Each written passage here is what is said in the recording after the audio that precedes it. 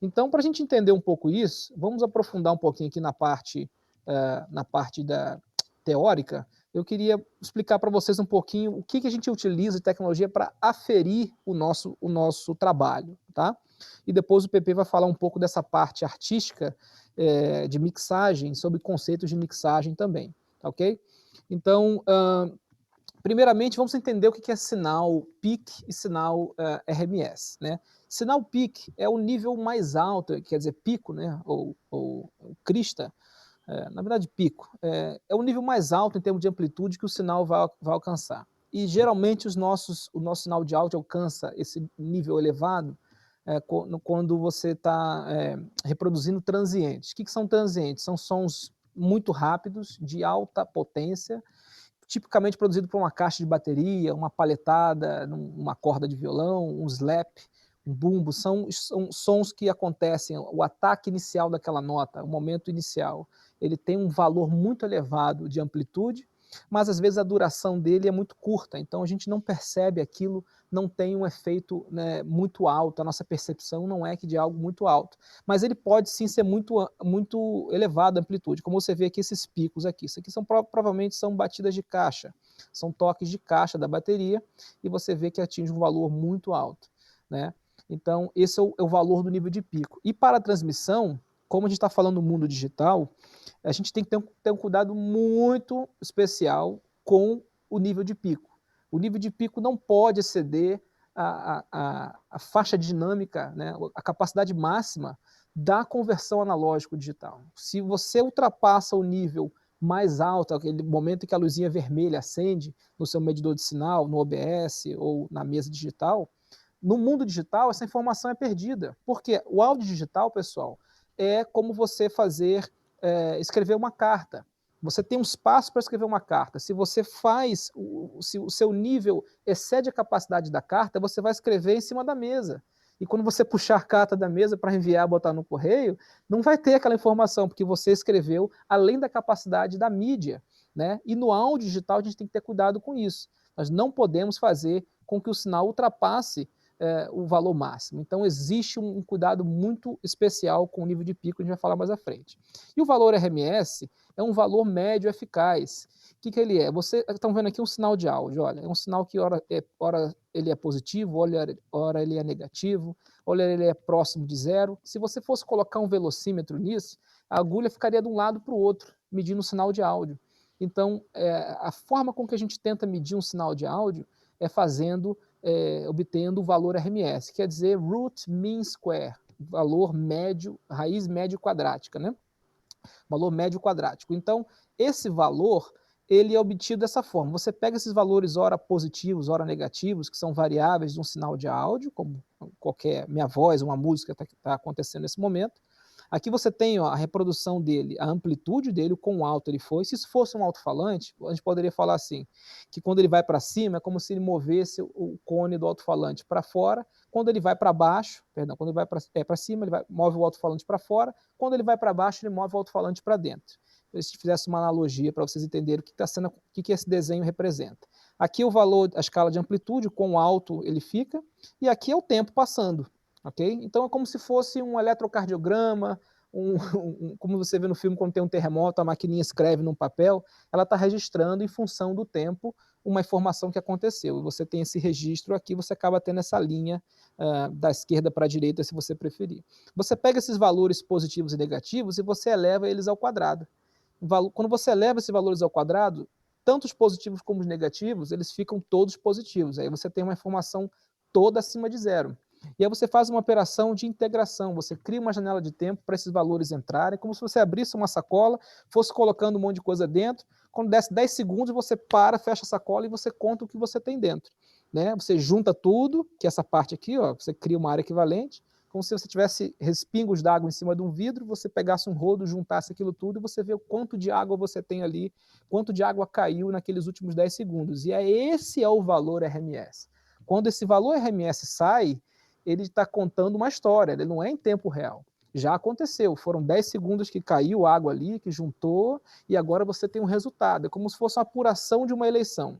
Mas essa é uma forma mais sensata que a gente consegue avaliar medição de áudio, porque o áudio é assim, essa loucura aqui, ó, hora positiva, hora negativa. Se a gente colocasse mais uma vez um velocímetro, a gente não conseguia entender. Então a gente precisa fazer essa operação de RMS para a gente ter um valor. E cada tipo de sinal vai ter um valor RMS. Vai ter uma relação entre o valor mais alto, que é o valor de pico, e o valor RMS. A gente chama isso de fator de crista.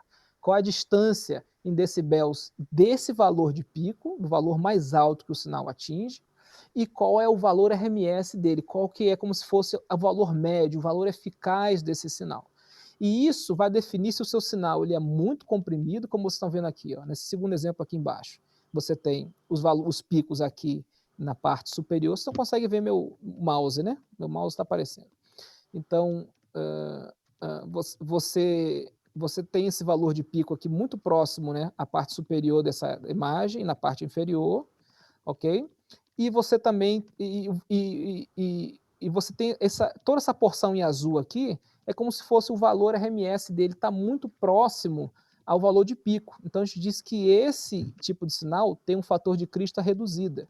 Vamos supor aqui, calculou-se que o fator de crista é em torno de 9 decibéis, ou seja, o valor RMS está distante 9 decibéis do valor de pico.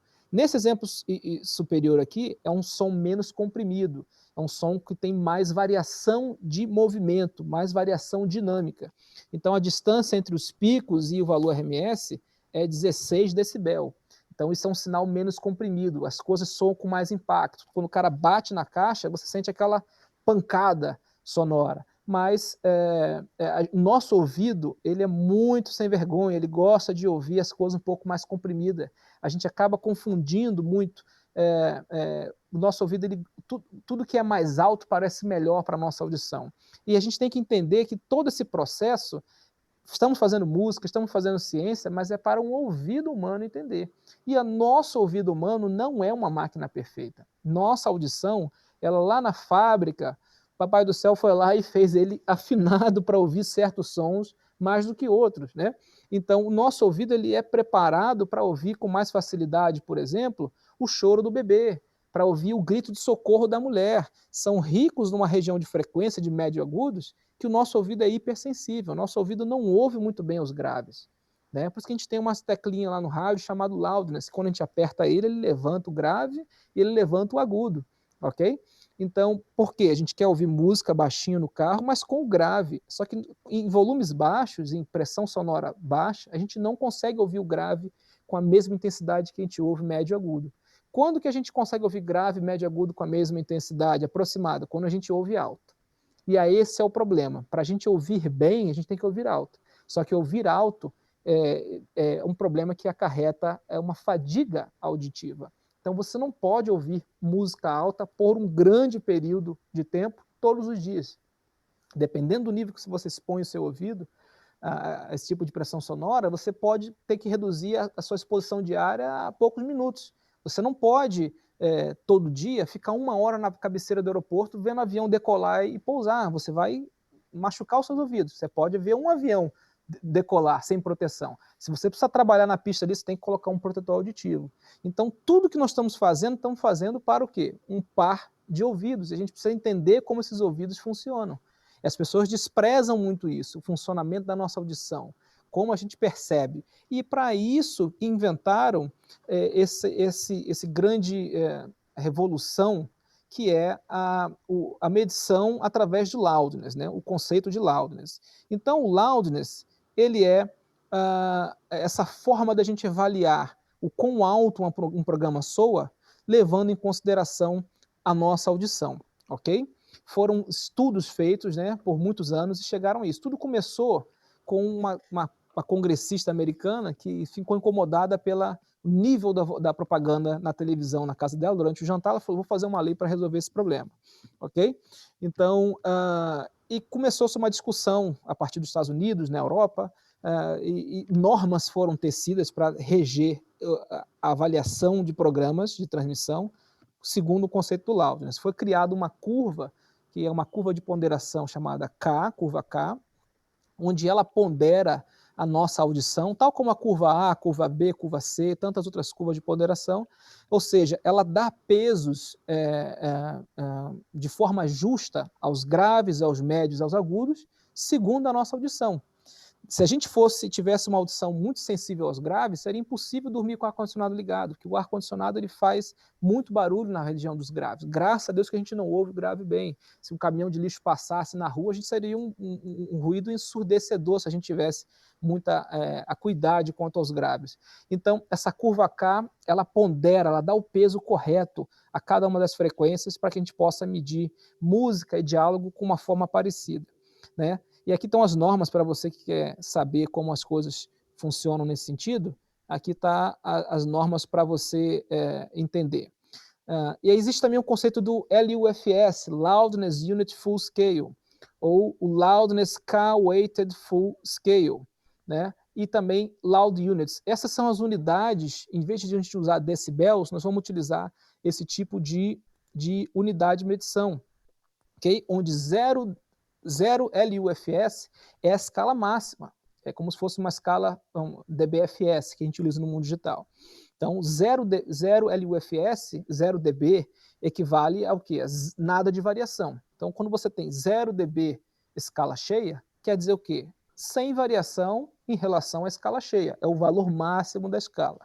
Então, no loudness, o valor máximo ali é 0 LUFS. E a gente nunca vai chegar nesse valor aí, porque a gente já falou que a mídia digital ela tem um excesso, ela tem uma capacidade máxima, você não quer chegar perto dela, não queira chegar perto dela. Você tem, por exemplo, variações como momentary loudness, quão alto esse programa musical está, essa transmissão está, numa janela de poucos milésimos de segundo, na verdade 400 milésimos de segundo é a janela que ele avalia esse loudness momentâneo. Você tem o short term loudness, que é a avaliação do loudness numa janela de 3 segundos. Então, ele avalia, ouve os últimos 3 segundos e te dá um resultado, e ele chama isso de short term. E você tem o integrated ou program loudness, que é a medição de todo o seu programa. E esse cara que eu quero chegar e falar dele, porque é esse dado que o serviço de streaming vai utilizar, ele vai avaliar o seu arquivo de áudio, o seu culto, a sua música, o seu vídeo, ele vai analisar todo o seu arquivo quando você sobe ele para o site, ok? E lá nesse site ele vai te dar um valor de loudness atrelado a seu programação, e se esse valor estiver muito distante do padrão de execução, de playback desse serviço, ele vai mexer no volume do seu culto, do seu vídeo, do seu material que você subiu. E é isso que a gente está tentando não fazer, a gente quer ter o controle sobre a qualidade do áudio, sobre o volume que a gente está enviando isso para o nosso ouvinte. E é por isso que você precisa entender qual que é o padrão que esse serviço está exigindo, para que você possa, então, da melhor forma, preparar um material para dançar conforme a música que eles estão exigindo. Então, essa informação aqui, ó, integrated Loudness, ou Program Loudness, cada serviço como Spotify, YouTube, eles vão ter um padrão, um nível que eles vão exigir de você. A gente vai falar isso mais à frente. Loudness Range é uma avaliação onde ele avalia o momento mais baixo da sua programação com o momento mais alto, e ele vai descartar os 5% desse momento mais silencioso e os 10% mais altos, e vai te dar uma avaliação da dinâmica do programa musical. Se você tem um valor de loudness range muito pequeno, tipo 1, 2, 3 decibel, quer dizer que sua programação está com volume muito atochado, você não está variando, tudo está muito nivelado. Se é isso que você quer, se é isso que o seu estilo musical exige, como música pop e rock, isso é bem comum, você ter valores de loudness range bem pequenos. Se for uma música clássica, você vai ter valores bem grandes de loudness range, porque existem partes que está no piano, pianíssimo, e partes que está lá no forte, fortíssimo, ok? Então, essa variação, dependendo do que você quer, você vai analisar com loudness range e você vai conseguir ver isso. E aqui está o cara mais importante, que é o True Peak, e geralmente serviços de streaming, eles exigem que o seu material não ultrapasse menos 1 dB de True Peak, ou seja, 1 decibel para chegar no limite, que é 0 dB, né, FS, e alguns exigem até -2. Eu sempre tento alcançar no máximo -2, para dar um pouquinho de margem. Por quê? Quando você sobe o seu áudio de qualidade para o serviço de streaming, ele vai transformar o seu áudio de qualidade em uma versão comprimida, ou em AAC ou MP3, dependendo do serviço, ele vai utilizar um protocolo desse.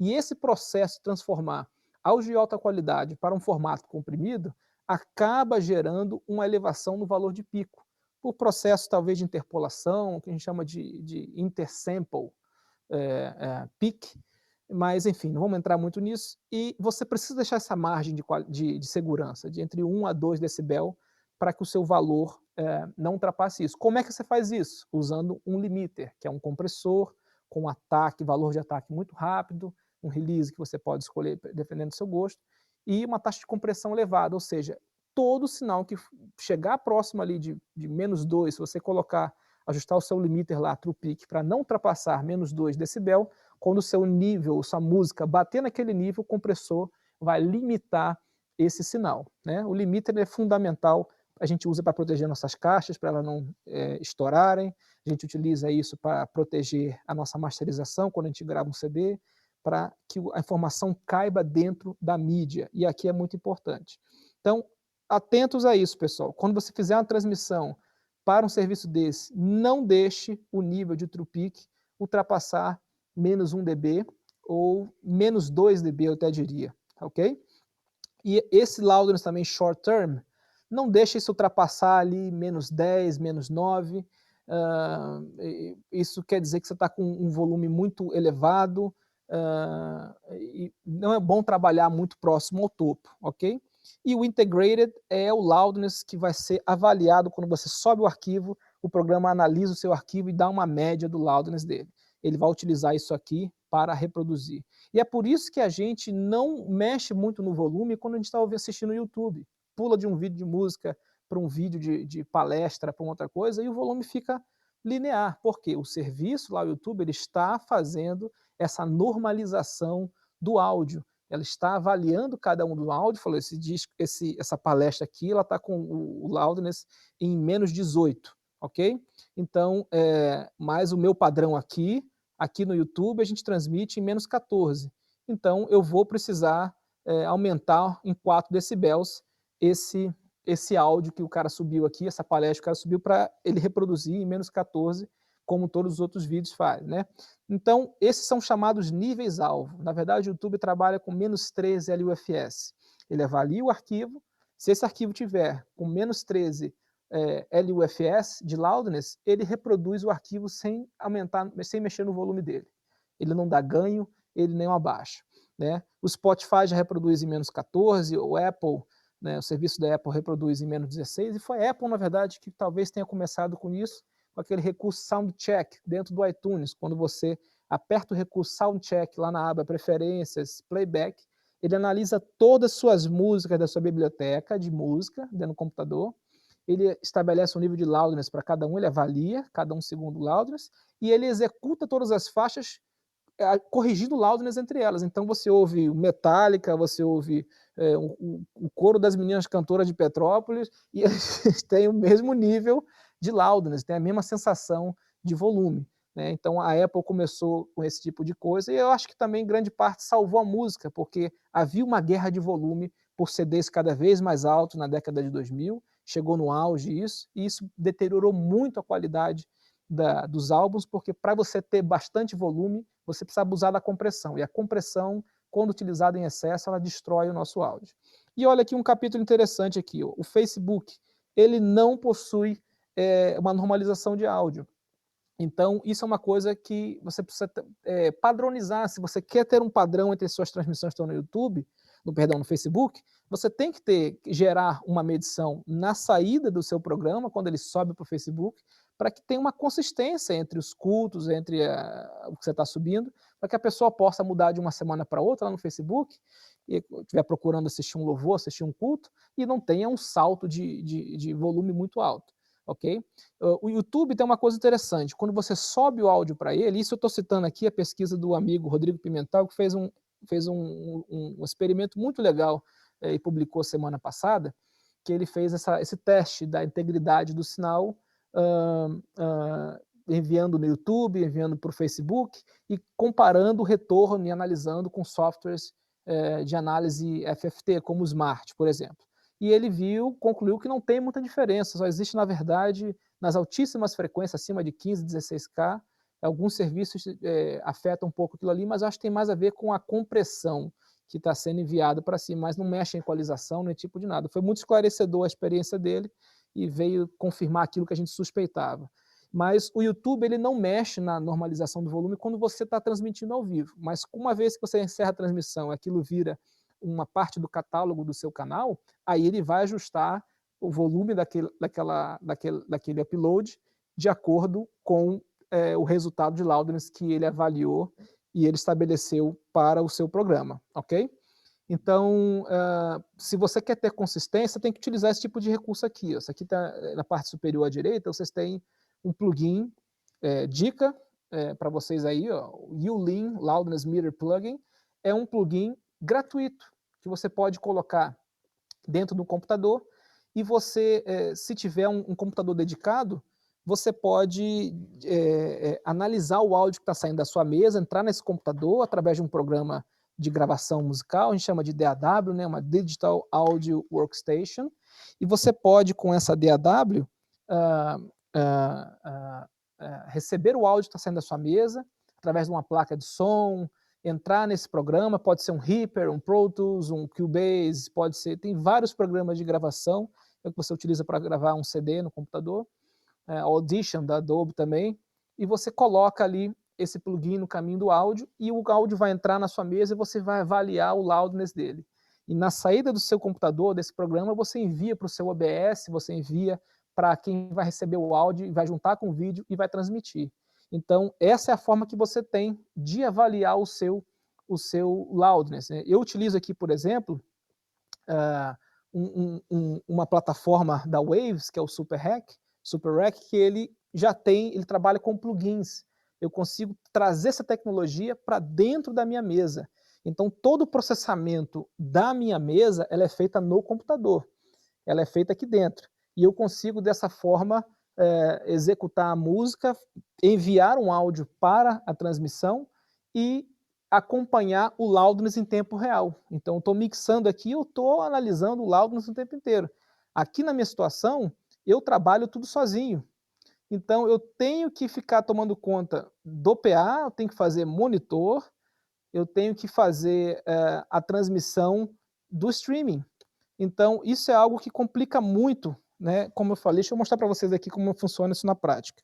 Eu vou só dar um exemplo aqui, até por questões de copyright, não é bom que a gente dê o play de forma, como se fala, da música. Deixa eu colocar a câmera aqui na frente da tela, a solução não tão elegante, mas mais prática que a gente conseguiu. Então, aqui eu tenho, por exemplo, a programação musical tocando. Deixa eu ver, se eu abaixar aqui para não ferir vocês aqui muito. Ok? Deve estar ouvindo o áudio de má qualidade, uma qualidade. E aqui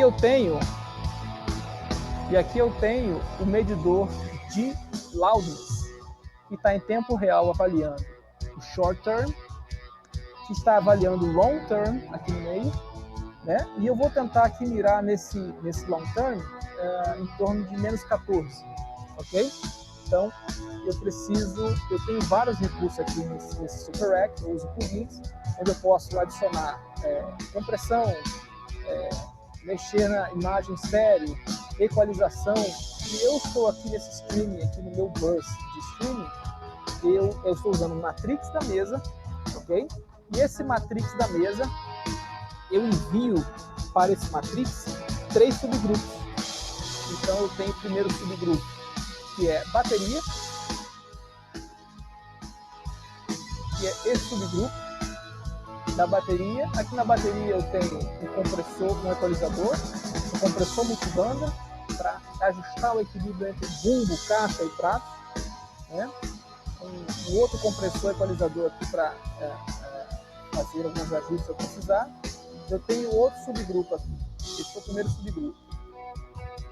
Eu tenho aqui também o subgrupo das vozes, ok? E eu tenho aqui o subgrupo da banda, ok?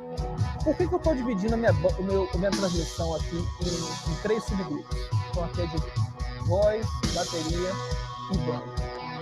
E aqui eu tenho o meu master da mesa, não estou insertando nada nele, e eu tenho o Matrix do streaming, que vai para a transmissão. E aqui eu estou fazendo como se fosse um setup de masterização. Masterização é o processo final da gravação do CD, onde o técnico tenta nivelar e dar o mesmo timbre para cada uma das faixas, de forma que o trabalho tenha uma certa uniformidade, ok? Então, o que eu estou fazendo aqui? No subgrupo da bateria e da banda, eu tenho um compressor e ele está em sidechain. Esse compressor, ele está comprimindo a bateria, mas olha quem está ouvindo aqui em cima, ó, grupo vocal. Então, toda vez que as vozes cantam, esse compressor comprime a bateria 1, 2 ou 3 decibéis e permite que a voz atravesse a bateria de forma mais clara. Vou tentar soltar as vozes aqui, não vou deixar elas tocando muito, para que não fique problema de copyright no vídeo. Vocês vão ver, assim que as vozes entrarem aqui, o compressor vai atuar. Olha aí. Quando canta, ele abaixa a bateria uns 3 decibéis. Na prática, você não ouve praticamente nada, você não ouve diferença, mas o resultado é que as vozes ficam muito mais presentes. Assim que as vozes acabam de cantar, a bateria volta ao volume normal dela, e aí você tem aquela história, quando um burro fala, o outro abaixa a orelha, né? Assim que a mãe dele falava. Na música é assim, pessoal, não tem mistério. Não tem, como é que você ouve tudo na mixagem do fulano e na minha mixagem eu não ouço nada. Você tem que criar espaço. Se você quer que uma coisa apareça, quando ela aparecer, outro tem que dar espaço. E a gente está fazendo exatamente isso aqui, com esse tipo de recurso. Né? Então, quando as vozes falam, olha, baixa também a banda. Olha aí. Okay? Então, esse é o tipo de estratégia que eu criei para que minhas vozes sejam sempre bem prominentes, que estejam aparecendo bastante, e eu consiga fazer com que os outros elementos soem de forma satisfatória. Todos esses 3 subgrupos somam, bateria, banda e vozes, somam aqui nesse streaming aqui. E aqui onde eu estou medindo meu áudio. Tá? O pessoal um pouquinho mais baixo aqui, porque eu estou sem as vozes aqui, não estou monitorando com as vozes para vocês. Mas quando eu paro de executar a música, ele também para de contar, porque esse é o algoritmo do Loudness segundo essa norma ITU 1770. Quando ele baixa certo nível, ele para de contar para não prejudicar a promediação. Ele está medindo aqui a 3 horas e 37 minutos, e o resultado que ele encontrou, se eu subisse, se fosse um culto, ele avaliaria meu culto como menos 17 LUFS, ok? Então, é exatamente isso, pessoal. Uma forma bem rápida aqui, mas ainda assim longa pra caramba. Esse é o processo que a gente enfrenta, né?